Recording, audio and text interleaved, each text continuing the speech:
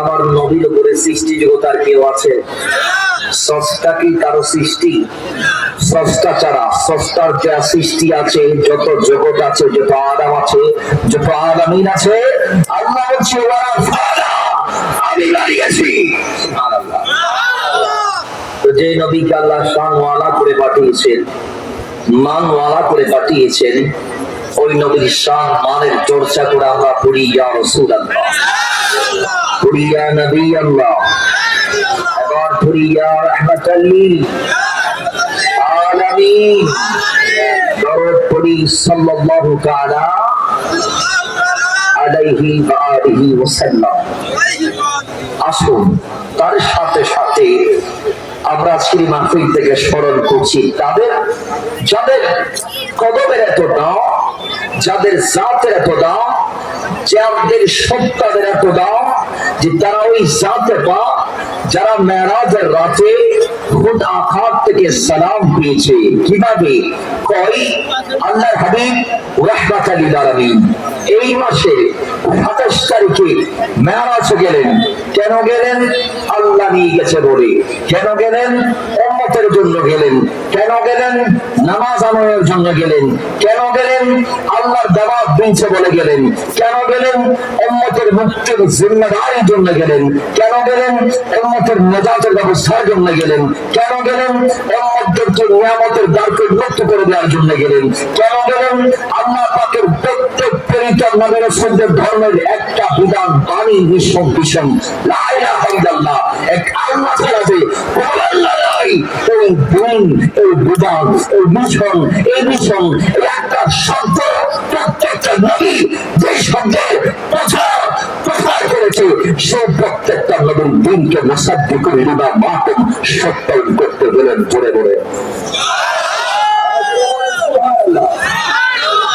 ওই নবীকে আল্লাহ নিয়ে গিয়েছে সেই রাতে, আল্লাহ তার হাবিবকে নিয়ে গিয়ে লামাকানে নিয়ে বলে, ইয়া মুহাম্মদ ফাইন্না ওয়াদাকা সালাতান ইয়া রাসূলুল্লাহ, আপনি দাঁড়ান, আপনার রব আপনার উপর দরুদ পাঠ করছে।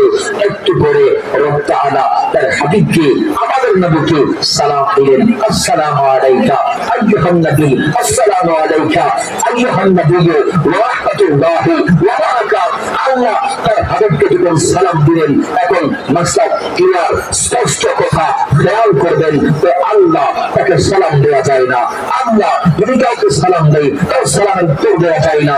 এখন আল্লাহ যখন লাইলাতুল আসরাতে, লাইলাতুল ওয়ারাতে, লাইলাতুল লাইলাতে যখন তার হাবিবকে, তার বন্ধুকে, তার দোস্তকে, তার নবীকে, তার রাসূলকে, তার মাহবুবকে যখন সালাম দিলেন, ওই নবী সালামের জবাব তো দিতে পারবে না, কারণ সালাম দেই কি বলে, আসসালামু আলাইকুম ওয়া রাহমাতুল্লাহি ওয়া বারাকাতুহু, আল্লাহর পক্ষ থেকে সালামত, বরকত, রহমত বান্দা তোমার উপর আসে।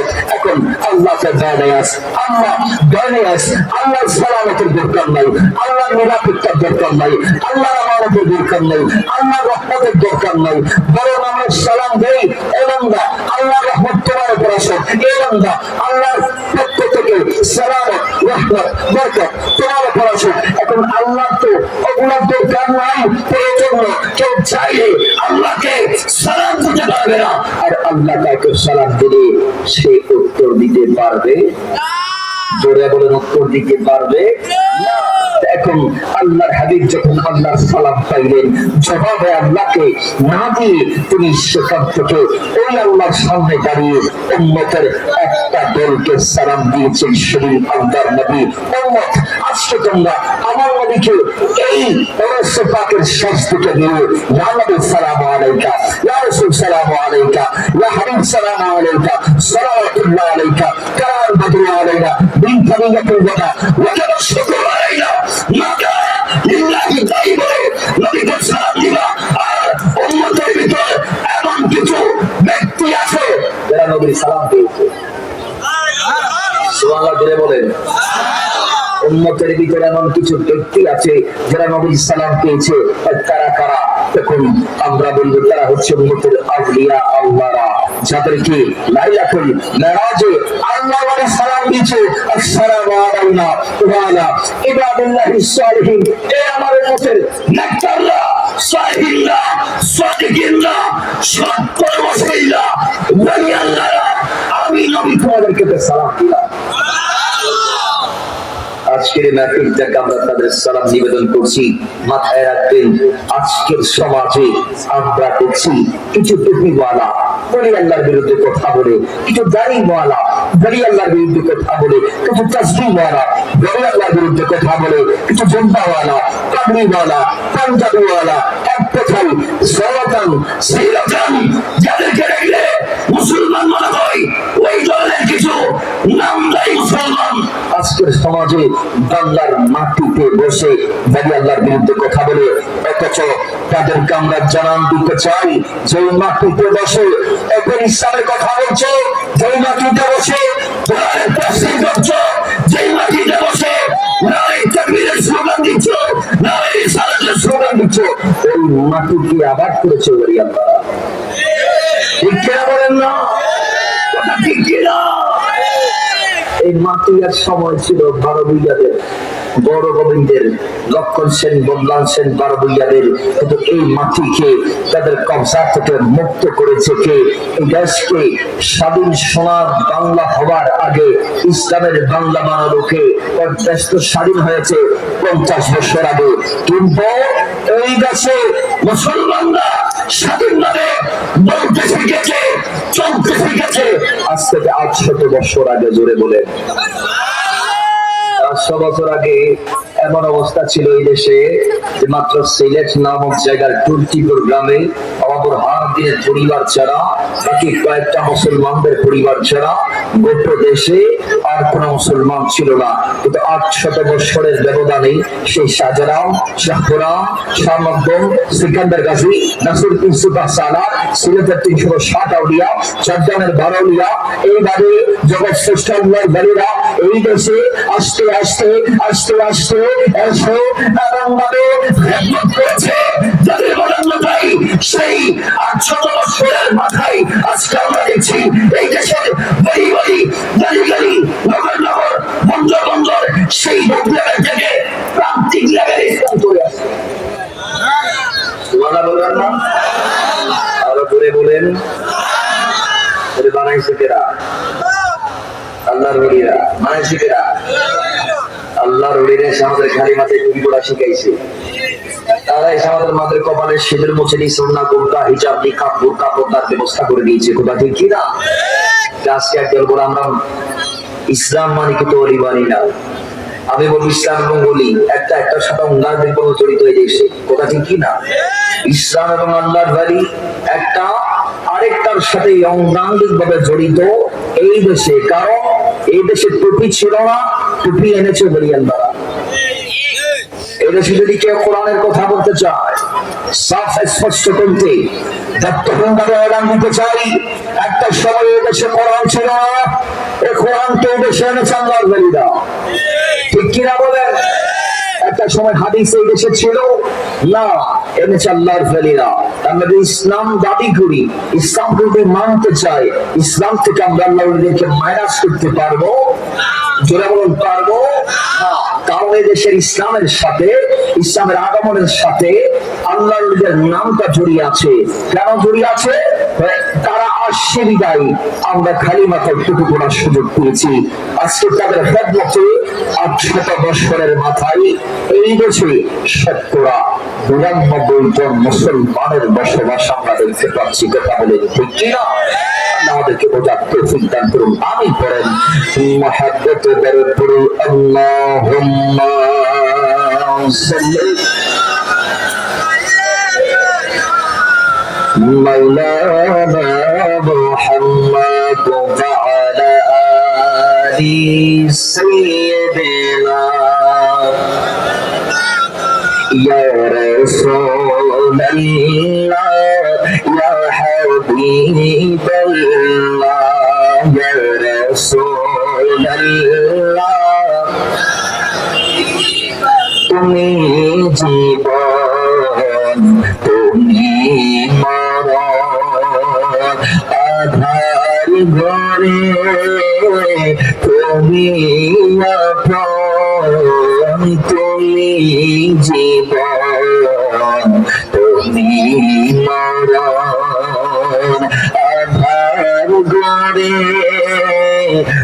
তুমি আদর, তুমি মোদের পারের তরি, তুমি মোদের পারের তরি, তোমার প্রেমে জীবনে গড়ি, তোমার প্রেমে জীবনে গড়ি, তুমি দিদারের পরাণে বানাও, ইয়া রাসূলুল্লাহ ইয়া হাবিবাল্লাহ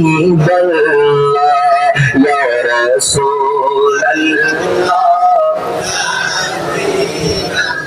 আরে তুমি মোদের আশার আলো, তাই তো তোমায় বাসি বলো, তুমি মোদের আশার আলো, তাই তো তোমায় বাসি বলো, হৃদয় নামের ফুলদানিতে, হৃদয় নামের ফুলদানিতে গত রেখেছি তোমারি মালা, ইয়া রাসূলুল্লাহ ইয়া হাবিবাল্লাহ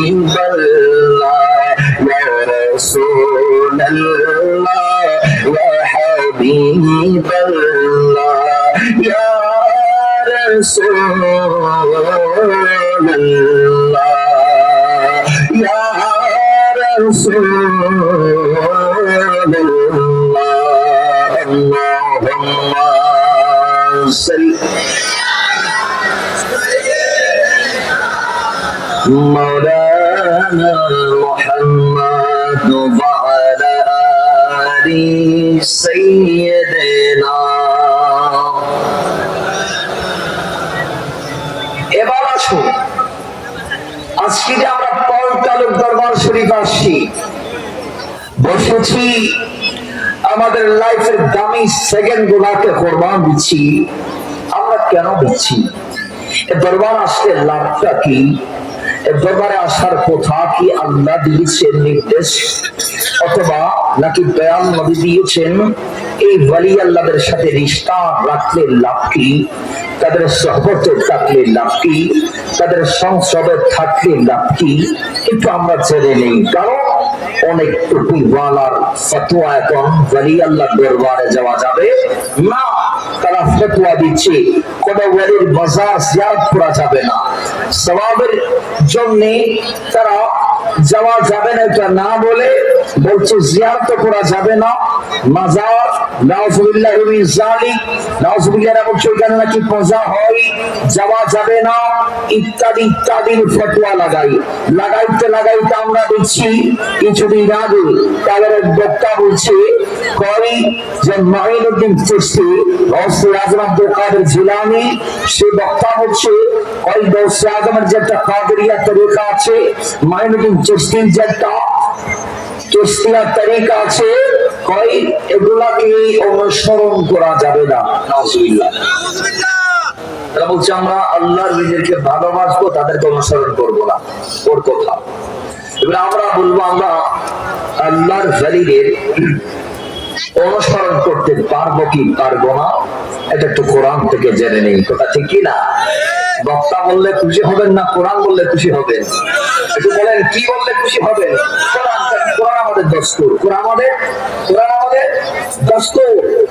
বাবারা আমার, আল্লাহ সুবহানাহু ওয়া তাআলা তার কালামে পাকের 21 নং পৃষ্ঠা 21 নং পারা 11 নং পৃষ্ঠা সূরা লুকমানের 15 আয়াত আল্লাহ বলে ওয়াত্তাবি সাবিলা মান আনাবা ইলাইয়া, এই আমার বান্দা দুনিয়াতে তোমরা তাদের পথে থাকো, তাদের মতে থাকো, তাদের অনুসরণ করো, ওই পথের অনুসরণ করো যে পথের প্রতিগ্রাম আমি আল্লাহর পথের উপর হাঁটছে তোমরা বান্দারা ওই আমার বন্ধু, আমার বলি, আমার প্রস্তুতের প্রক্রিয়ার মধ্যে থাকে। জোরে বলেন সুবহানাল্লাহ।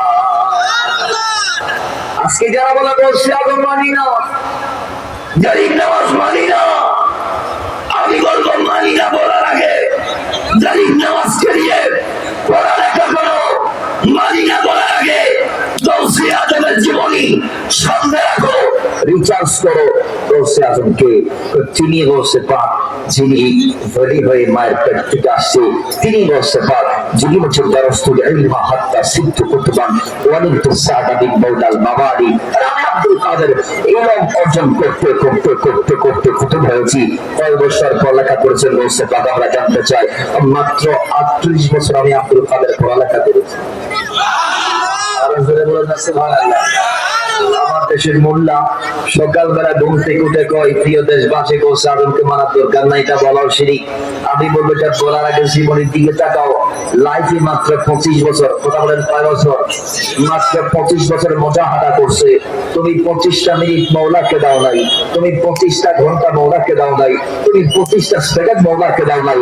আর বলছে না আব্দুল কাদের জিলানী মাজাতুল আসরার শরীফ গুলো আল্লামা ইমাম শাদবুকি আলাইহি রাহমাত লিখেছেন গৌসে আজমের জীবনী। এটা কেমন কিতাব জানেন? এটার প্রায় বর্ণনা সুলাসি রুবাই, যেগুলা বুখারী মুসলিমের সনদের মতো শক্তিশালী। যে বর্ণনা 3 জন থেকে গৌসে আজম পর্যন্ত পৌঁছেছে, 4 জনের মাধ্যমে গৌসে আজম পর্যন্ত পৌঁছেছে। তো ওই পাঁচটা সালের মধ্যে আসে গৌসে পাক বলে আমি 25টা বছর এমন ভাবে মুজাহাদা করেছি যে আমাকে বাগদাদের মানুষ ওই পাগল মনে করতো। কারণ 25 বছর তারা আমাকে তাদের সাথে কথা বলতে দেখে নাই, চাইতে বেরিয়ে দেখে নাই, দোকান পথে দেখে নাই, রাস্তাঘাট দেখে নাই। কারণ ওই 25টা বছরই আমি তাদের কাছে ছিলাম বোমার মতো। কারণ ওই 25 বছর আমি মরার সাথে কথা বলেছি। তিনি 25 বছর